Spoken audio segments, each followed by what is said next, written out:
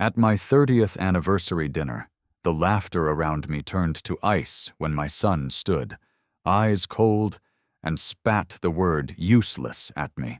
My chest tightened, but the sharper sting came from the $17,600 charge already sitting on my card, the venue bill, receipts with my name inked across every line.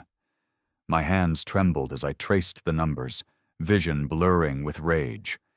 Heat climbed my neck, but I sat silent, watching the family applaud his cruelty. That night, I made my decision.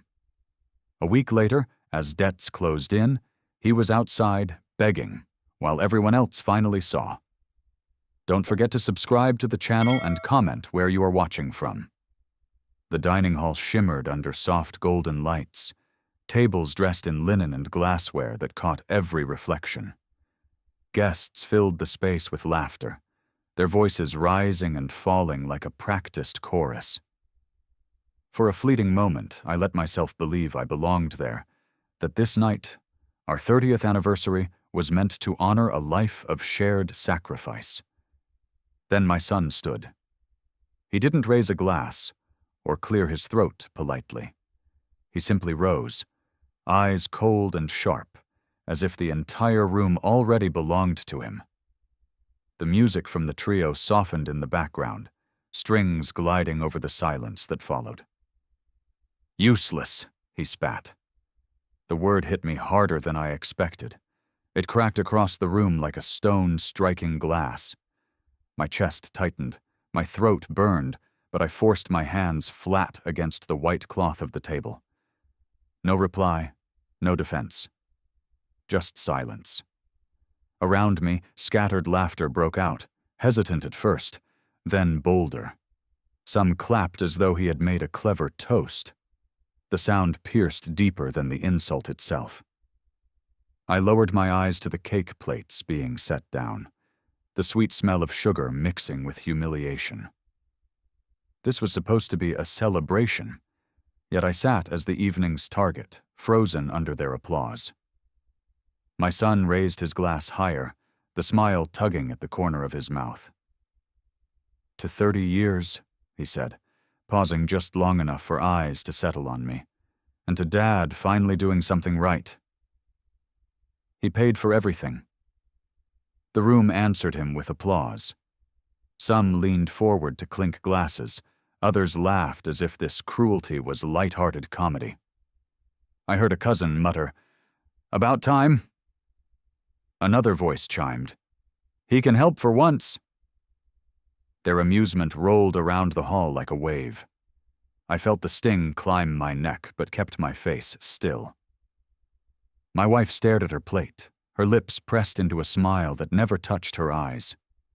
She did not defend me, and her silence screamed louder than his toast. An aunt leaned close and whispered, "Do not take it so seriously." "He is only being funny." I forced my mouth into the smallest shape of agreement. "Of course," I said. The trio played on, their music cutting through the echoes of laughter. Guests carried on as though nothing had broken. My son soaked in their approval, each grin aimed at him, as though the night belonged to him alone. I sat in my chair, letting the taste of silence settle on my tongue. Every laugh and every clap wrapped tighter around my chest, but I refused to give them more than stillness. The manager's polished shoes stopped beside me. In his hands rested a leather folder the color of dark wine. He bent slightly, his tone polite. "Sir, here's the final check for signature. We can arrange payment however you prefer." I stared at the folder. My name sat clean at the top of the page. My fingers reached for the pen, but they shook. The numbers swam before my eyes until they came into focus.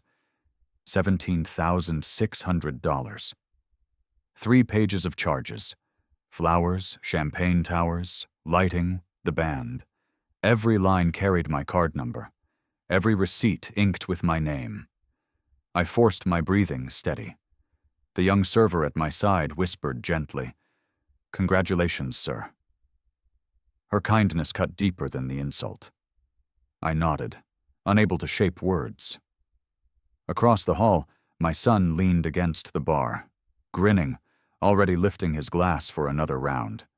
He tapped twice on the counter, celebrating the victory of a bill I had not agreed to carry. I held the pen above the line. My son caught my eye across the room.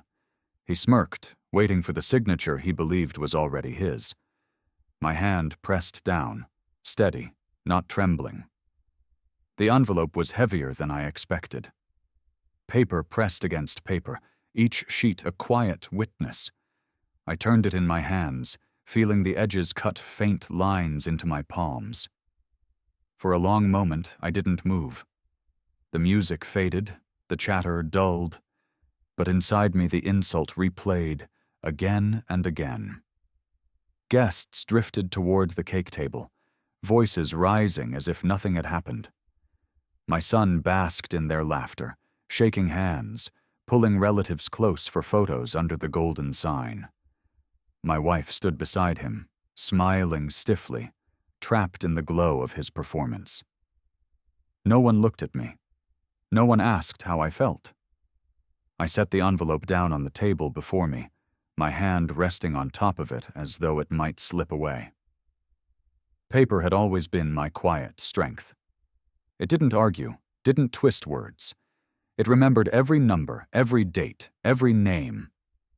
Unlike people, paper told the truth. The laughter swelled one last time as my son clapped a friend on the back. His voice carried across the hall. "Finally useful," he said. The words landed like a second strike. I stood, sliding the envelope under my arm. My chest burned, but my face remained calm. The morning after the anniversary dinner, the house felt heavier than usual. Sunlight spilled across the kitchen table, but it didn't bring warmth. Instead, it fell on the thick envelope I had carried home the night before.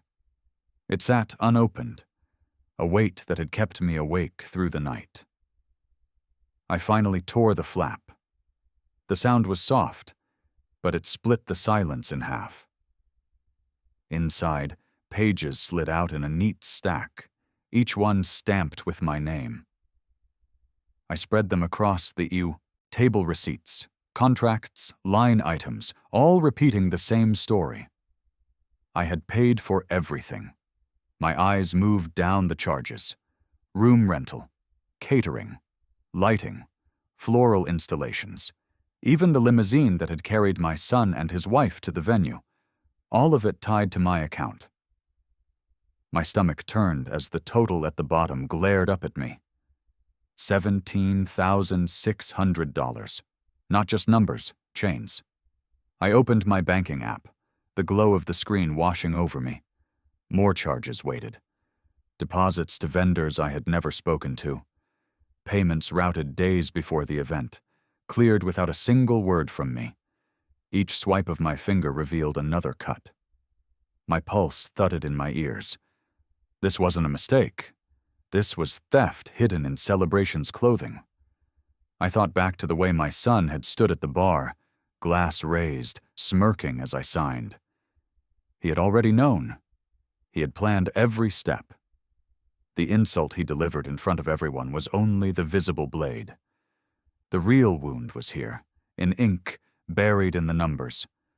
I pressed my palm flat on the receipts, steadying my hand. My breath came shallow. 30 years of marriage, decades of sacrifice, and my name had been reduced to a line on a balance sheet. The line clicked, and after a pause, the venue manager's calm voice filled my ear. "Good morning, sir. I hope the event met your expectations?" I swallowed, forcing my voice steady. "I have a question about the contract." "Who signed it?" There was a shuffle of papers on his end. "Yes, I have it here. The account and payment authorization are in your name, but your son, Daniel, signed as co-organizer. He gave instructions on design, catering, and entertainment. A very decisive young man, his words cut deeper than any insult at the dinner table. Co-organizer. Decisive. Yet every risk, every cost, sat on me. "I never signed that contract," I said quietly. "Well, sir, I have your signature scanned here." The paperwork was processed weeks ago. Everything cleared perfectly. His voice was polite, professional, but final. I thanked him and ended the call, though my hands trembled as I lowered the phone. Weeks ago. They had planned this deception long before the night of humiliation. The toast, the laughter, the applause, it was all the surface. Underneath, the trap had already been set. I stared at the stack of receipts again. My pen strokes from the night before looked calm and steady, but the truth beneath them was jagged. They had counted on me not looking. They had counted on silence. I leaned back in the chair, my chest tight, listening to the hum of the refrigerator. Memories tangled in my mind. The night in the hospital years ago, when I had overheard my son calling me dead weight. Back then, I couldn't move, couldn't fight. Now, years later, he had found a new way to pin me down. The thought chilled me. He wasn't reckless, he was calculating. He had built his cruelty on paper, and the entire family had applauded, as though it was nothing. That evening, I forced myself to attend the small follow-up gathering at my sister-in-law's house. It was meant to be casual, just family and a few neighbors. But the moment I stepped through the door, I felt the same undertow as the night before.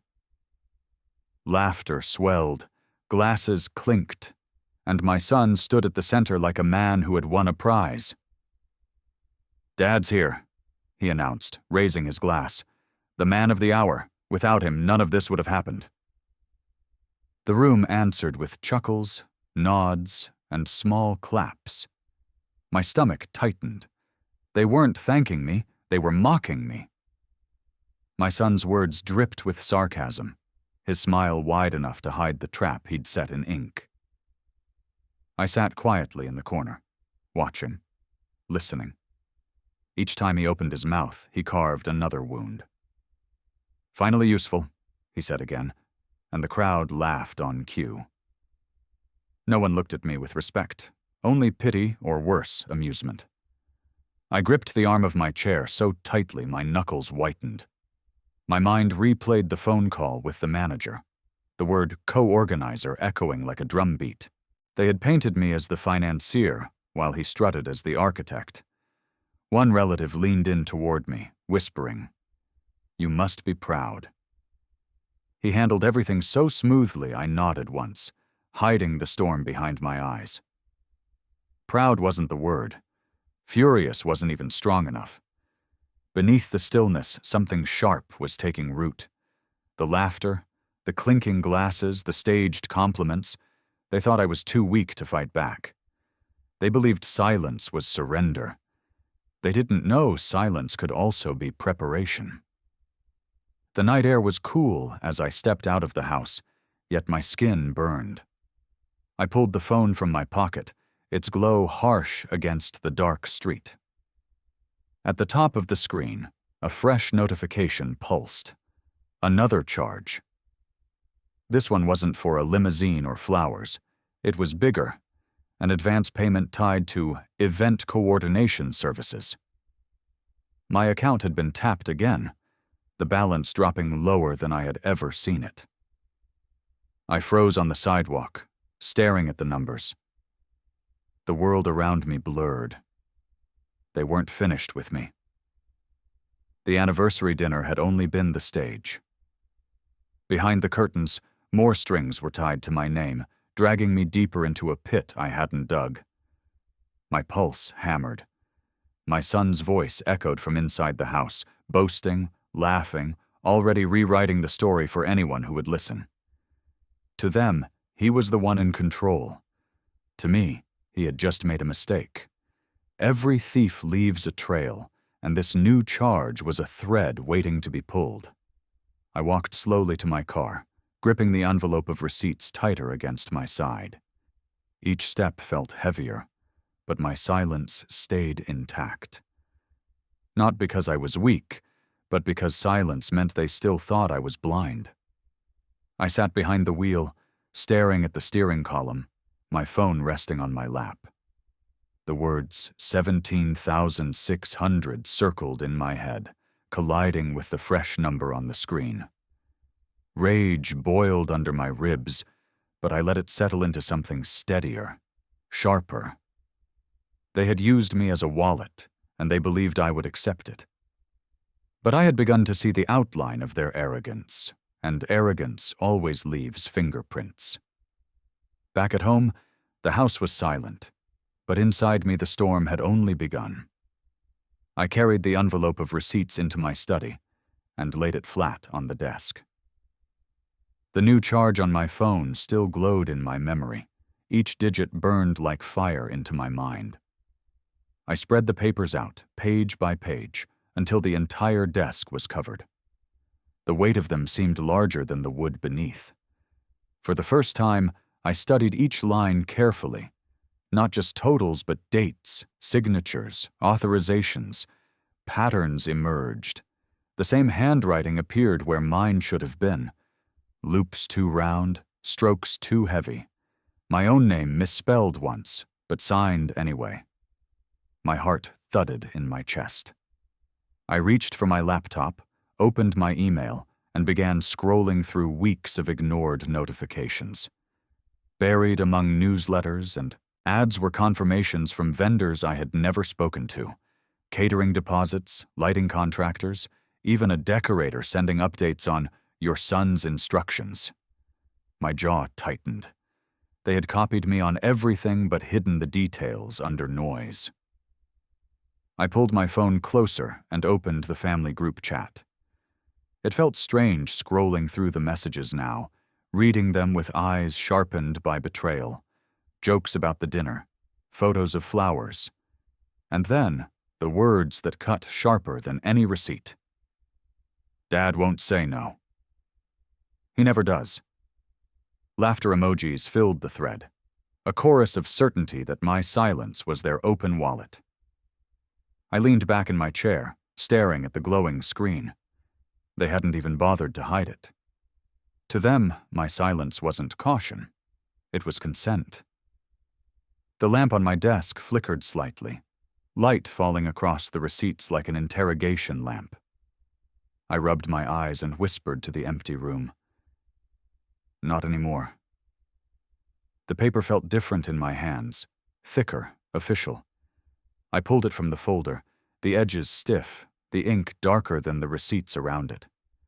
Across the top, bold letters read loan agreement. My eyes moved slowly down the page, each line colder than the last. The borrower's name, mine. The guarantor, mine.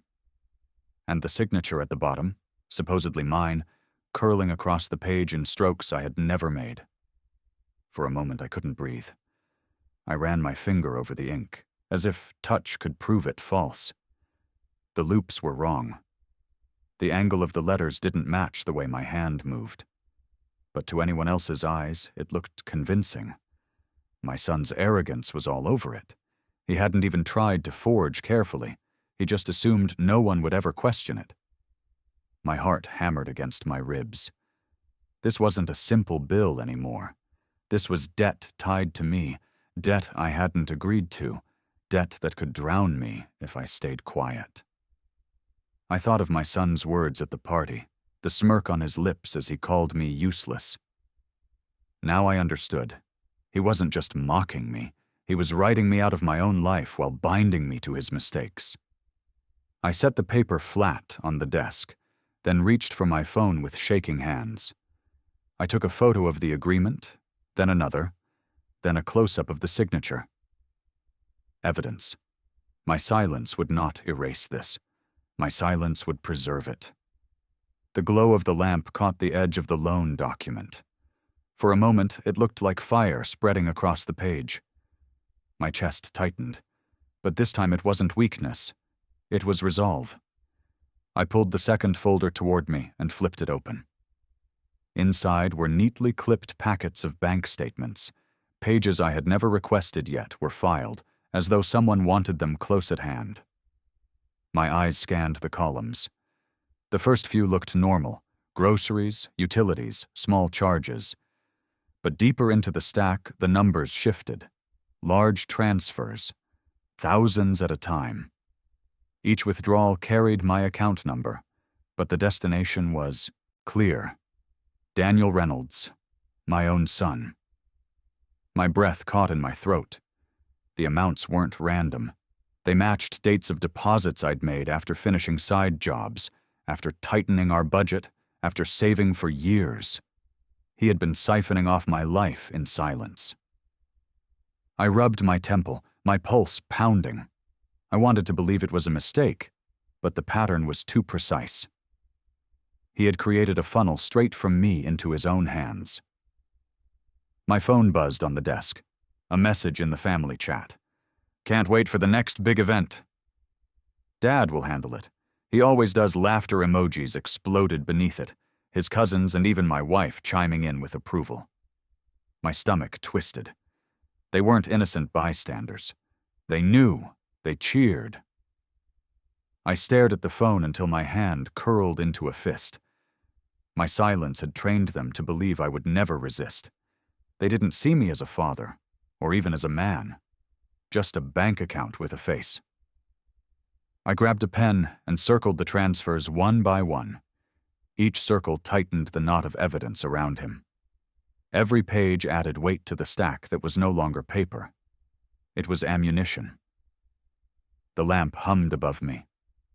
Shadows stretched long across the desk. My mind replayed the word he had spat at me in front of everyone. Useless. Yet here was the truth in numbers. I was the one holding up his life. He was nothing without my silence. The last page slipped free from the folder as if it wanted to be seen. I pulled it closer and froze. My own face stared back at me from a scanned copy of my driver's license. Below it, stapled together, were agreements I had never read, forms I had never signed, all bearing my details. Employment verification, credit inquiries, even rental applications tied to my name. My chest tightened. This wasn't only about the anniversary bill anymore. This was identity theft, executed by my own blood. The arrogance was staggering. He had copied not just my signature, but my life, wearing it like a mask to gain access and money. I held the license image in trembling fingers. The photo was years old, from a time when I thought silence meant keeping peace. Now, that same silence had been twisted into permission. My son's plan had been simple. As long as I stayed quiet, he could carve his future from my name. I placed the slip back onto the stack, then reached for my phone. I snapped picture after picture, each click sharp in the stillness of the room. With every shot, the evidence grew. I sat back, staring at the mountain of receipts, contracts, and transfers now covering my desk.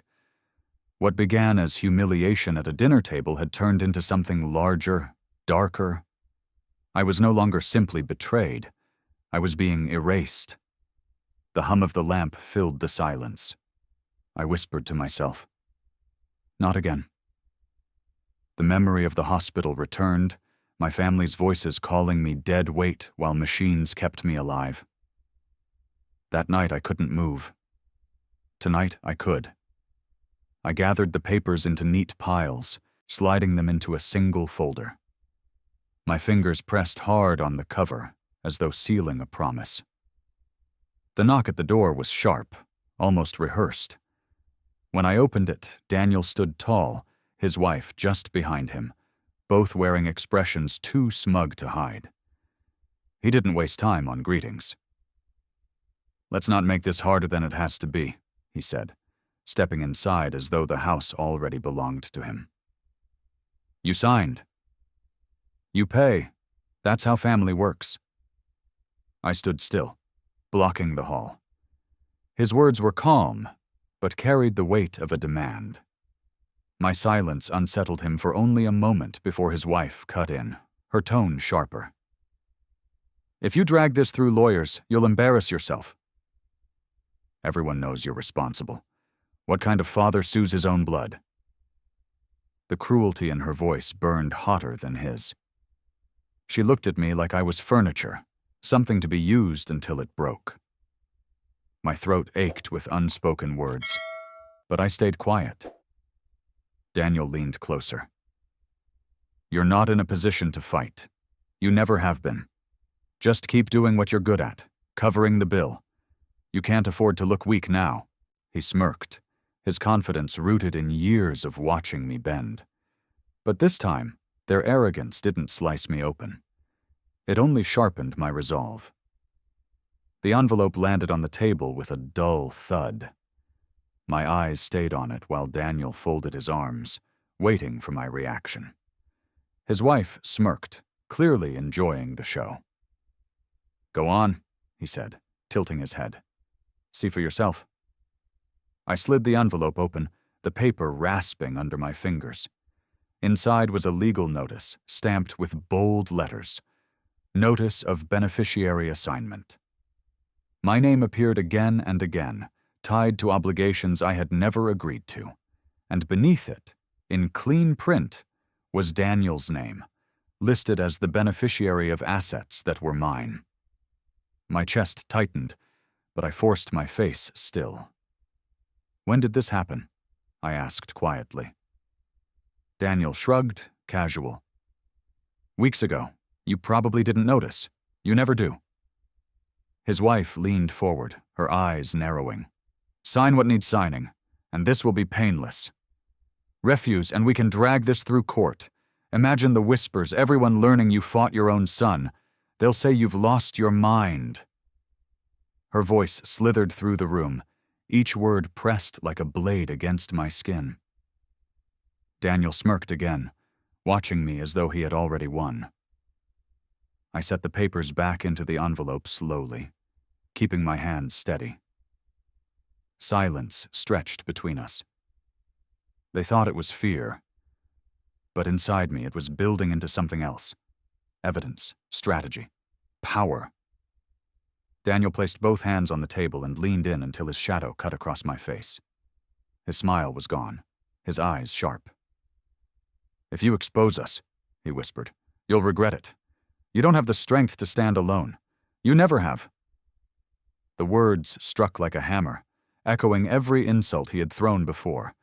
His wife nodded, lips curling. "Better to accept reality, old man. You should be grateful we still include you. Most families wouldn't." I sat still, my pulse loud in my ears. For years I had let moments like this pass, thinking silence preserved peace. But in that moment, I realized peace had never existed. It had been their excuse for control. Daniel tapped the envelope with one finger. "This is simple. Sign, pay, and step aside. Keep fighting, and we'll bury you under paperwork you can't handle." I let the silence stretch. My hands folded in my lap, steady now. They mistook the calm for surrender. My son leaned back, satisfied, as if he had pressed me into the corner for good. But in truth, every word he spoke only stacked higher in my memory, another piece of evidence I would later use against him. That night, the house was quiet, but my mind refused to rest. I lay in bed staring at the ceiling, Daniel's words replaying like a curse. "You'll regret it. You don't have the strength to stand alone." The phrase looped until the dark seemed to press down heavier with each repetition. I turned onto my side, the image of the envelope, vivid in my memory, the bold letters, the forged confidence, my son's name printed where mine should have ended. They wanted me trapped. They wanted me small. But instead of fear, something sharper grew in my chest. The anger no longer scattered wild, it settled into focus. I could almost hear the rustle of the receipts on my desk, the quiet strength of paper waiting to be used. They had spoken too much, boasted too loudly, left too many trails. I rose before dawn and walked into the study. The folder of documents sat exactly where I had left it. My hand brushed across the cover. Their threats hadn't weakened me. They had given me purpose. I whispered into the silence. If they think I'm powerless, let them. Silence will be my shield. The morning light spilled across the driveway as I carried the folder to my car. The weight of it pressed against my arm, heavier than numbers alone could explain. These weren't just receipts and contracts anymore. They were weapons waiting to be sharpened. I drove across town to my cousin's house. Her husband, Mark, was a lawyer I trusted more than anyone else. He had a quiet way of listening, a patience that cut through noise. When I arrived, he cleared the dining table, motioning for me to spread everything out. I laid each page flat, my fingers trembling only at first. Mark leaned over the documents, scanning with sharp eyes, flipping back and forth between signatures and dates. He asked no questions at first, just studied. When he finally looked up, his face was calm but serious. "This isn't carelessness," he said. "This is deliberate fraud." Whoever forged these signatures didn't even try to mask their hand. He assumed you'd never check. I swallowed hard, my jaw tight. "My son," I said quietly. Mark nodded once. "Then he's left you plenty of rope to pull." The trail is clear. For the first time in weeks, my chest loosened. My silence had felt like defeat, but with every page Mark circled, I saw it transform into proof. Mark's finger rested on the forged loan agreement. His tone was steady but carried weight. This alone could destroy his credibility in court. Fraud tied to family is still fraud. The judge won't look away. I stared at the page, the false strokes of my name glaring back at me. The thought of my own son forging my signature twisted something deep inside. Yet beneath the ache was a new steadiness. "I'm ready," I said, my voice quiet but certain. Mark nodded. "Then we start by building a timeline. Every receipt, every transfer, every message, we'll stack them into a sequence no one can dispute. Silence has been your enemy before, but now it can be your shield. Let them keep talking while we build." We worked for hours. Mark pulled out a yellow legal pad and wrote headings across the top. Receipts, transfers, contracts, messages. I handed him each piece of evidence, and he logged them carefully, stapling and marking as he went. Each click of the stapler, each circle of his pen, felt like armor being fitted onto me. At one point he leaned back, holding the group chat printouts. "They mocked you openly," he said, shaking his head. "They assumed this would never see daylight, but now these words will bury them." I exhaled slowly. My son's cruel jokes, the laughter of cousins, the silence of my wife, all of it was recorded. What had once cut me now worked as proof. Mark closed the folder and pushed it toward me. "From here, keep silent. Don't confront him yet. The more arrogant he grows, the deeper the trail. Let him believe you're broken." I nodded, my hand firm on the folder. For years, my silence had felt like weakness. Now, for the first time, it was strategy. Back home, I set the folder on my desk and began making copies, page after page sliding from the printer tray. The steady hum filled the room, grounding me in the work. Each duplicate meant security. If one set disappeared, another would remain. Halfway through the stack, my phone buzzed. A new message lit the screen. It was Daniel. "Hope you're ready to pay again, Dad." "Next event's bigger?" I stared at the words until my vision blurred. The arrogance was stunning. Not only had he drained me once, he was already planning the next feast on my account. His confidence came from years of my silence, but he didn't know the ground beneath him had already shifted. I saved the message, screenshot after screenshot, labeling each file by date. I added it to the folder, another nail in the case Mark was building. As I stacked the papers into neat piles, a calmness spread through me. For the first time, I didn't feel like prey. I felt like someone drawing a map of the trap. Late into the night, I typed notes, labeling receipts, matching transfers to family messages, highlighting phrases that revealed intent. Every cruel joke about me paying, every smug line of, "Dad won't say no," became bricks in the wall they would soon face. I paused once, leaning back in my chair. The room was quiet except for the clock ticking above the doorway.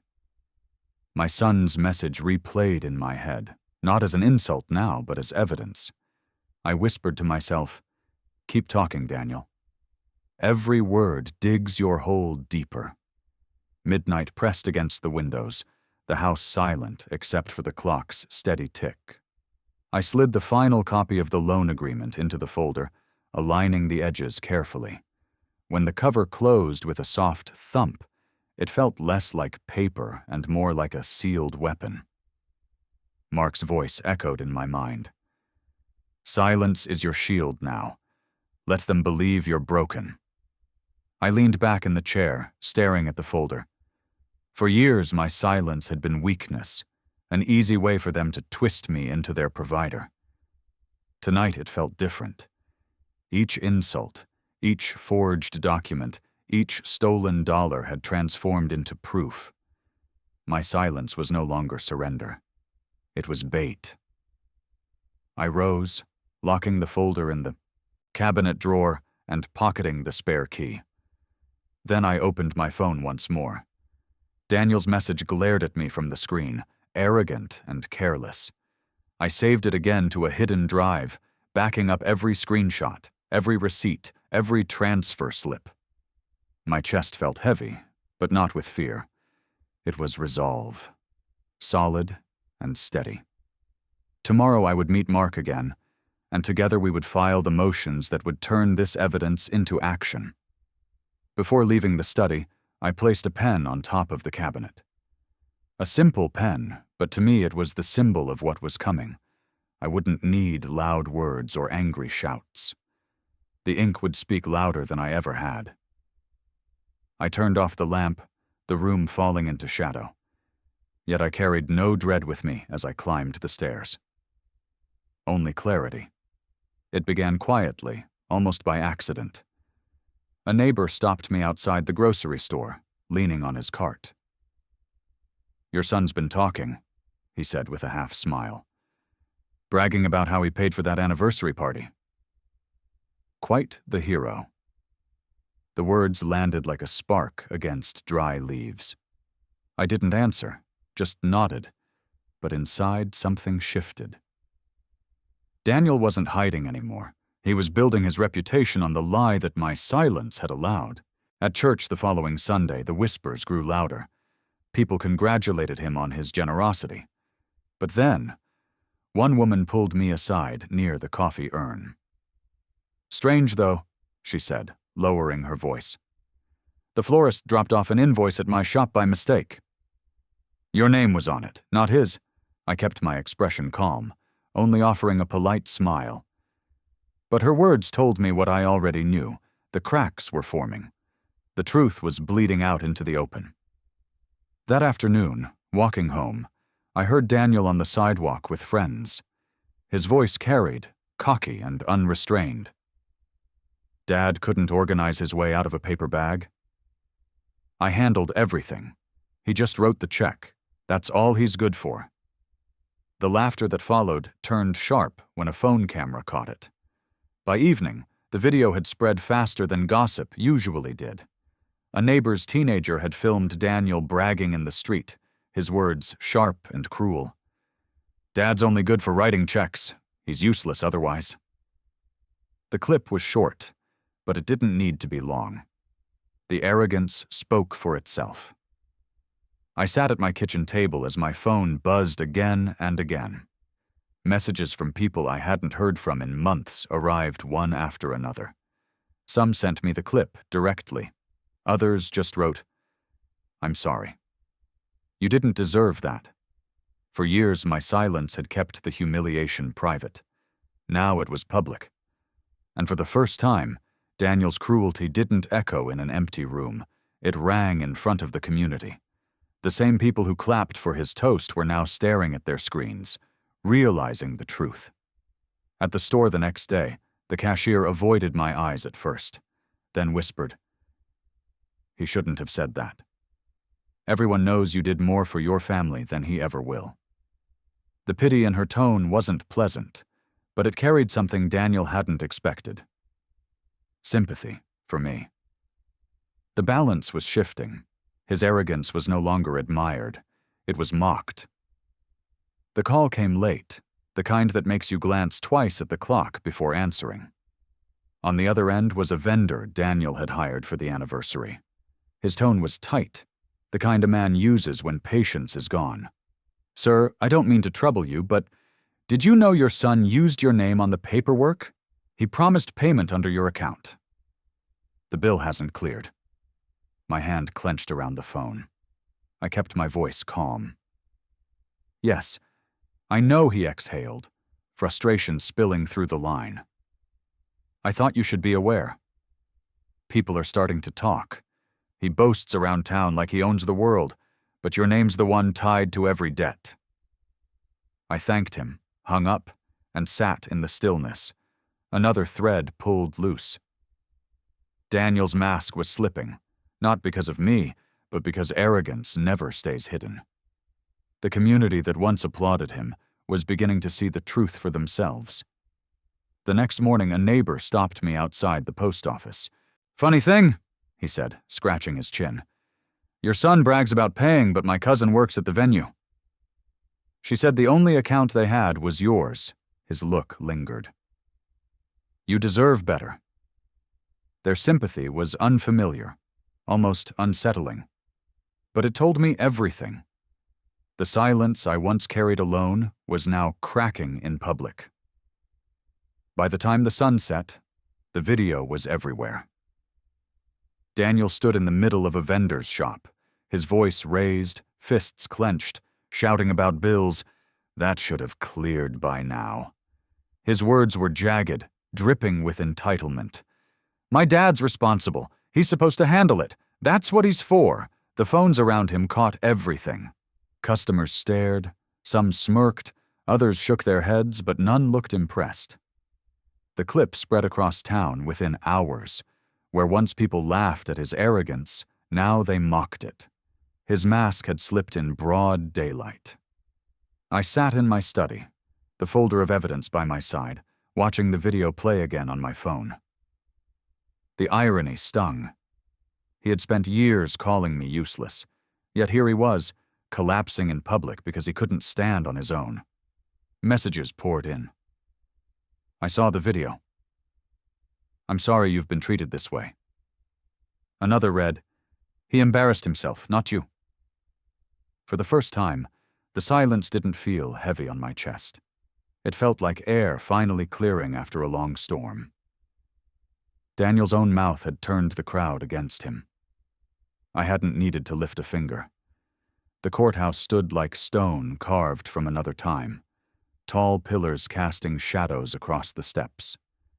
I climbed them slowly, the folder of evidence tucked tight under my arm. Around me, murmurs floated, neighbors, vendors, even distant relatives who had come to watch. Word had spread. Daniel arrived minutes later, striding with the swagger of a man certain of victory. His wife clung to his arm, her smile fixed but sharp. He shook hands with people in the crowd, laughing too loudly, glancing at me with the same smirk he wore at the anniversary dinner. To him, this was already decided. Inside, the courtroom hummed with quiet conversation until the judge entered. Everyone rose, then settled. The clerk called our case. Daniel's lawyer stood first, polished and confident. He painted a picture of me as incompetent, a man who relied on his son to handle affairs. "My client deserves recognition and support," he said smoothly. His father signed willingly. These were choices made together. Every word tightened like a knot around my throat, echoing the insults I'd heard for years. Useless, incapable, dead weight. I folded my hands, steady, and waited.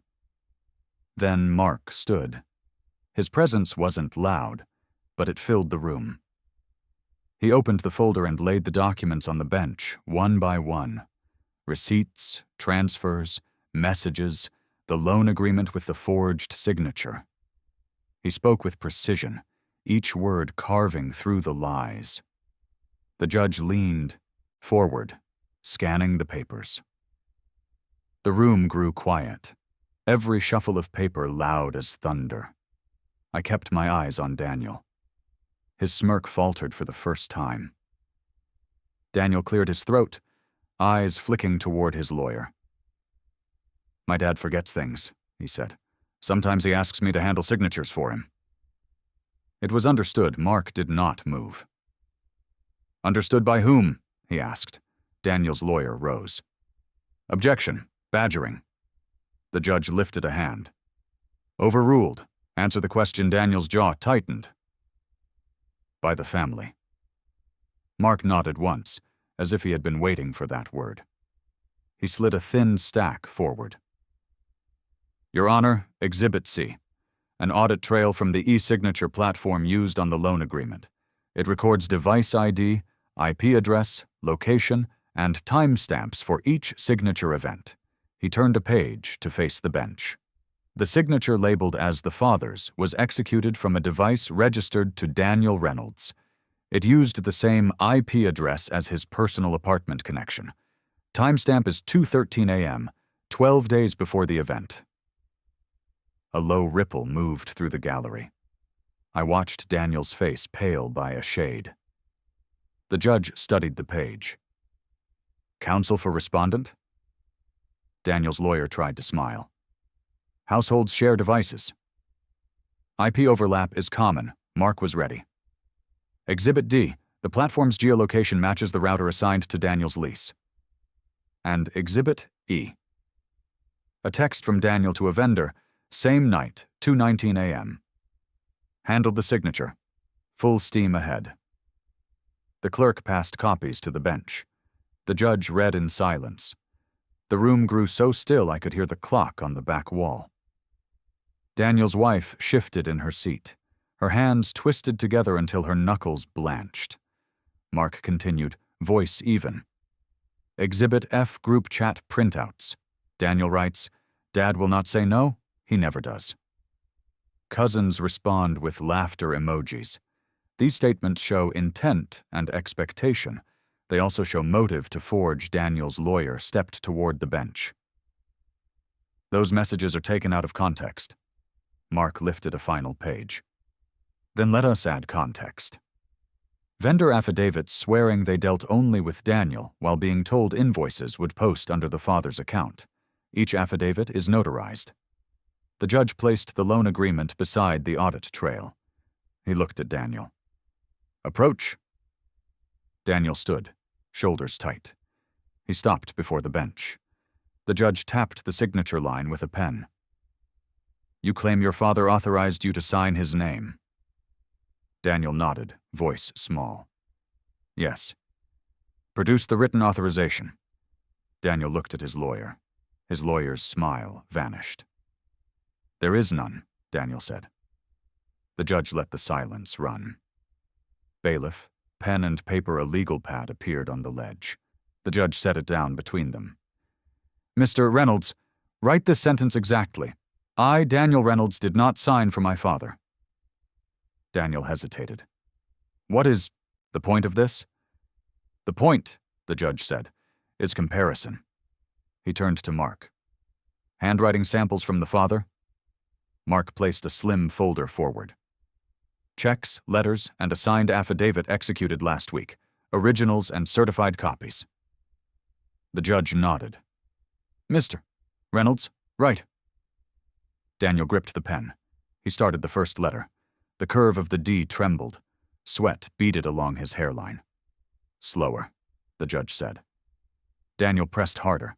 The pen scratched the page. The strokes darkened. His hand shook again. The judge glanced at the page, then at the loan agreement. His expression did not change, but the air in the room did. "Clerk," he said, "mark both sheets and prepare them for our examiner." Daniel swallowed. "This is unnecessary." The judge fixed him with a steady look. Fraud is never necessary. It is chosen. The courtroom lights dimmed slightly as the clerk connected the projector. A blue glow spread across the screen, filling the space above the judge's bench. The first line of the audit trail appeared. Signature ID 8472. Executed 2:13 a.m. User device Daniel Reynolds, registered laptop. Gasps rippled through the gallery. The judge gestured for the clerk to scroll. More lines appeared, each one a nail in Daniel's coffin. IP address, router location, apartment 3C, Lincoln Towers. User email, daniel.reynolds@. The words shone like fire across the room. Daniel's hands gripped the defense table until his knuckles went white. His lawyer whispered urgently, but the panic in his eyes betrayed the weakness of their case. Mark stepped forward calmly. Your Honor, this audit trail is generated automatically by the e-signature system. It cannot be altered. It proves the forgery occurred on Daniel Reynolds's personal device, under his login credentials from his home address. It is indisputable. The judge leaned back, expression unreadable. Mr. Reynolds, do you dispute this evidence? Daniel shifted in his chair. His voice, once loud and arrogant, had dropped to a shaky whisper. It's not what it looks like. My father told me. Mark cut in smoothly. Exhibit G, Your Honor. He held up a sealed affidavit. A sworn statement from the father confirming he never authorized his son to sign in his name. This was filed 2 days ago. The judge's eyes met mine. Mr. Reynolds, Sr., is this your signature on the affidavit? Yes, I said, steady and clear. My voice echoed louder than I expected in the still room. The judge turned back to Daniel. So which is it? Either your father authorized you, and we have no record of it, or he did not, and this is forgery.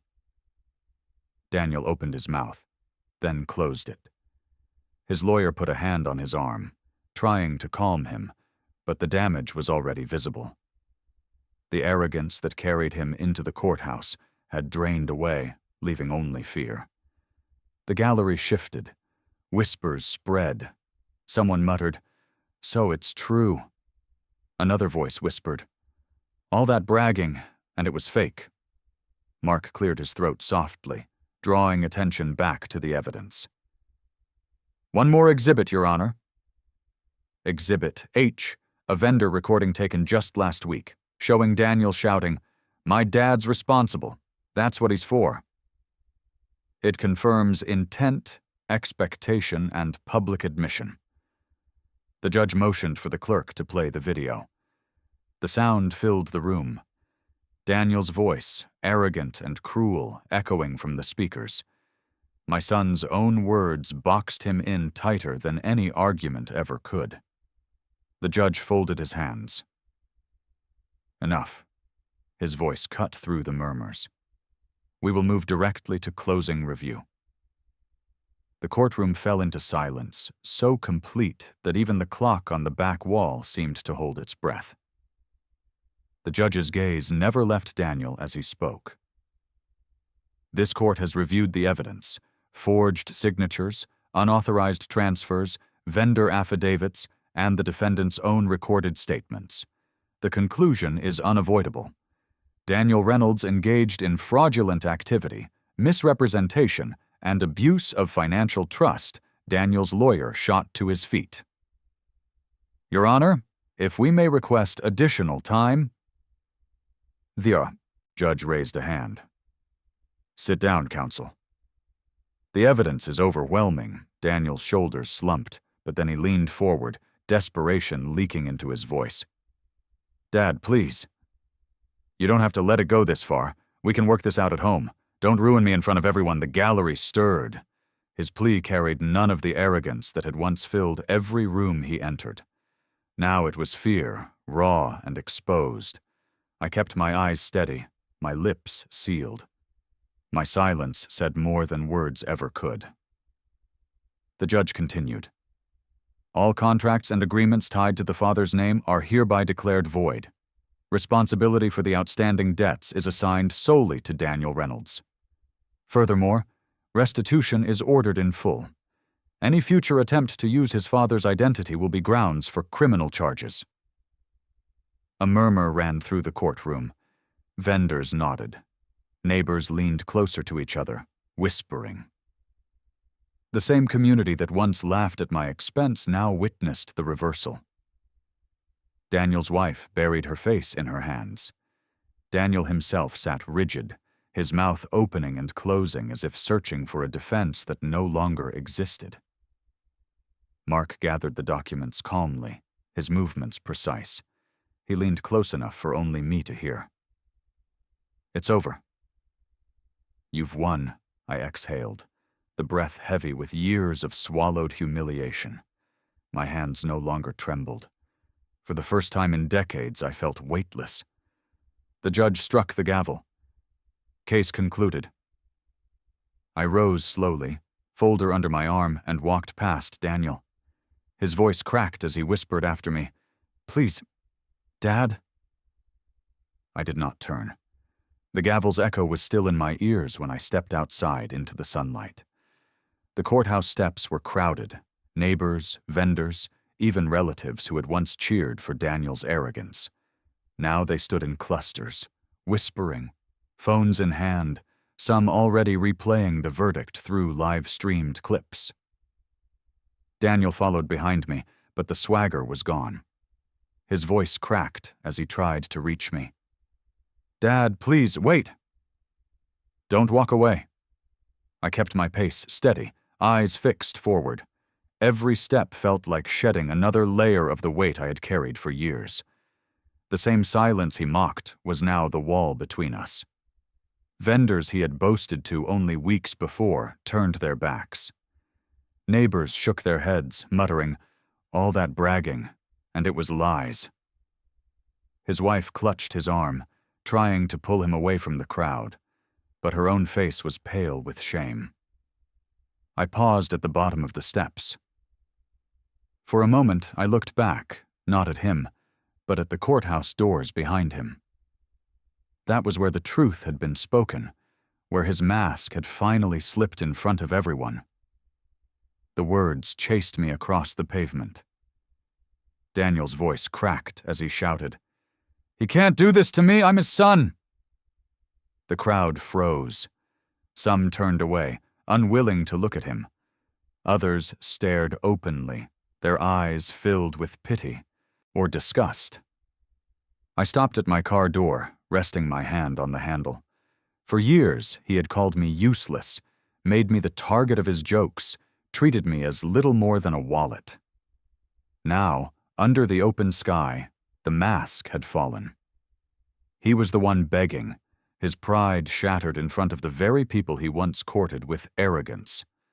A vendor stepped forward, voice low but firm. "You owe me 3 months' payment, Daniel." "Don't yell at your father. Face your own debt," another voice joined. "You bragged about paying for that party, but we all know whose name was on the bill." Daniel's shoulders sagged as the words piled against him. His wife tugged at his sleeve, whispering sharply, but he shook her off. His eyes found mine, wide and desperate. "Please, Dad. Just help me one more time. I'll fix it. I promise I opened the car door." The silence I gave him was heavier than any reply. His fists struck the hood of my car, the sound sharp against the murmurs of the crowd. "You can't leave me like this!" Daniel cried, his voice raw, desperate. The son who once stood tall, mocking me with a glass raised high, now trembled in full view of everyone. I sat behind the wheel, hands steady on the steering column. Through the windshield, I saw his face, sweat streaking his brow, eyes wide with panic. The arrogance was gone, replaced by something smaller, weaker. He was no longer the son who had spat the word useless. He was a man exposed, undone by his own lies. A neighbor pulled out a phone and began filming. Others followed. Daniel's sobs grew louder. His wife covered her face with her hands, unable to pull him away. Each second stretched, his collapse immortalized on every screen around us. I shifted the key in the ignition. The engine hummed. The vibration beneath me felt like a closing door. I looked at him one last time, not with anger, but with the clarity of distance. "Please," he mouthed through the glass. I said nothing. The car rolled forward, each turn of the wheels pulling me further from the courthouse. In the rearview mirror, I saw Daniel collapse to his knees, shoulders heaving, his cries lost beneath the hum of the engine. Around him, the crowd lingered, some filming, others whispering, none offering a hand. The same people who once clapped at his cruel toast now shook their heads in silence. I turned the corner, and the courthouse disappeared from sight. For the first time in years, I felt no weight pressing against my chest. The insults, the bills, the signatures stolen, all of it had broken under the truth. Daniel's downfall wasn't my victory. It was the consequence of his arrogance. At a red light, I rested my hand on the folder beside me. Its edges were sharp, its weight steady. Inside lay every piece of paper that had once humiliated me. Now those same pages were my shield. Proof had spoken louder than anger ever could. When the light changed, I drove on, leaving the courthouse, the crowd, and Daniel's cries behind. Silence filled the car, but it wasn't the silence of defeat anymore. It was the silence of choice. That night, the house was quiet in a way I had never known. No buzzing phone filled with demands, no footsteps of family waiting to mock or take. Only the steady hum of the lamp on my desk, casting its circle of light over the journal before me. I opened to a blank page, the pen heavy in my hand. For years I had carried words unspoken, letting silence build walls around me. Tonight, that silence no longer felt like prison. It felt like freedom. I began to write, not about Daniel's downfall, but about the weight I had finally set down. I wrote about the years of being treated as invisible, of being called a burden when illness left me weak, of signing bills while laughter rose around me. And I wrote about the moment in court when truth finally stood taller than arrogance. The words flowed easily, steady as the breath in my chest. With each sentence, I felt the last remnants of anger drain away, leaving only resolve.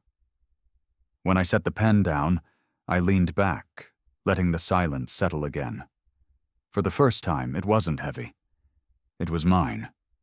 The morning sun painted the sky pale gold as I parked outside the hospital.